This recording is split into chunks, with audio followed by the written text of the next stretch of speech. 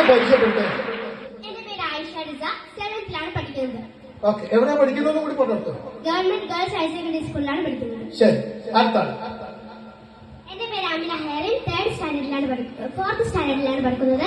Koyilandy Kothamangalam JLP school. Koyilandy Kothamangalam JLP സ്കൂളിൽ 4th സ്റ്റാൻഡേർഡിലാണ് പഠിക്കുന്നത്. ഇനി മക്കൾ വന്നേ.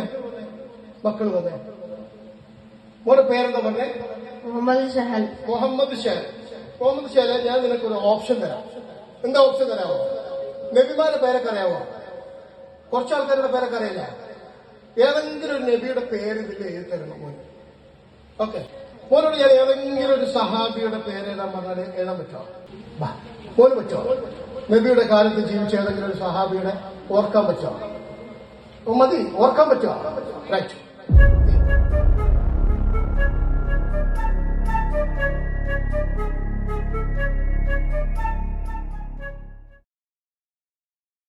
ഒരു സഹാബിയുടെ പേരെഴുതാൻ പറഞ്ഞു, ഒരു നബിയുടെ പേരെഴുതാൻ പറഞ്ഞു, പിന്നെ 114 അധ്യായങ്ങളുണ്ട്. അധ്യായങ്ങളിൽ ഏതെങ്കിലും ഒരു സൂറത്തിന്റെ പേരെഴുതാൻ പറഞ്ഞു. 3 അവരെ എനിക്ക് എഴുതി തന്നിട്ടുണ്ട്. നിങ്ങൾക്ക് ഞാൻ കാണിച്ചു തരും. ഇപ്പൊ കാണിച്ചു തരില്ല, അല്ലെങ്കിൽ അവിടുന്ന് കാണുന്നുണ്ട്, നോക്കിക്കോളൂ. ഈ കാണുന്നതാണ്. ഇത് ഞാൻ ഇവരെ കയ്യിലേക്ക് തന്നെ കൊടുക്കുകയാണ്. ഇനി ഞാൻ ഇങ്ങോട്ടേക്ക് പോവുകയാണ്. ആയിഷ ഇങ്ങോട്ട് വന്നേ. നിങ്ങൾക്ക് അറിയില്ല, ചോദിച്ചു നോക്കുക. കിട്ടുമെന്നൊന്നും ഉറപ്പൊന്നുമില്ല. ആയിഷ റെഡിയാണെങ്കിൽ അത് പറയും, ഇല്ലെങ്കിൽ പറയില്ല. ഒരു നബിയുടെ പേര് എഴുതിയിട്ടുണ്ട്. അതേത് നബിയാണെന്ന് ഇദ്ദേഹത്തിന്റെ മുഖത്ത് നോക്കിയിട്ട് പറഞ്ഞു കൊടുക്കാൻ പറ്റുമോ? ഈസാ നബി അലൈഹി സ്വലാം. റെഡിയാണോ? ഒരു ക്ലാപ്പ് കൊടുക്കാം.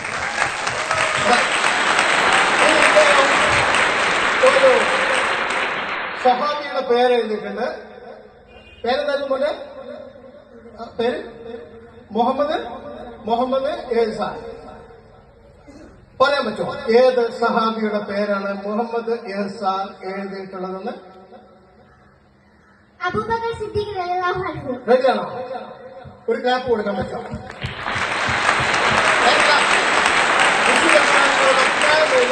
ഞാൻ പറയുന്നത് അത് എഴുതിയിട്ടുണ്ട് ഇതിന്റെ അകത്ത്. ഇവിടെ നിൽക്കട്ടെ. വിസ ശ്രമിച്ചു നോക്കൂ. കിട്ടിയിട്ടില്ലേ കുറ്റം പറയുന്നത്. ലേശം ടഫാണ്. ഓക്കെ അല്ലേ? കുറ്റം പറയാം ഇല്ല. നമുക്ക് വേറൊരു ചാൻസ്, വേറൊരു ഓപ്ഷൻ നോക്കാം. വിശുദ്ധ ഖുർആനിലെ അധ്യായമാണ് എഴുതിയിരിക്കുന്നത്. യാസീൻ. റെഡിയാണോ?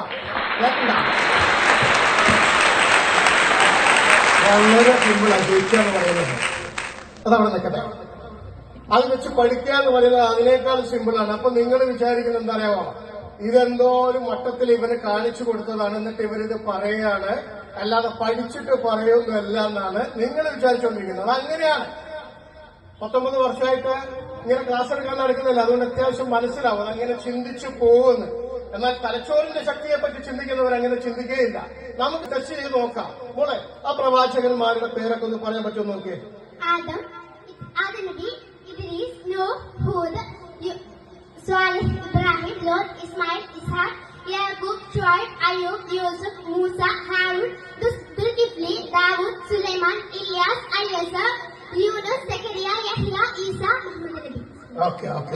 അങ്ങനെയാണ് മോളെ 114 അധ്യായങ്ങളും ഒന്ന് മനസ്സിലാവുന്ന രീതിയിൽ സ്പീഡിലൊന്ന് പറഞ്ഞു കൊടുത്തേ.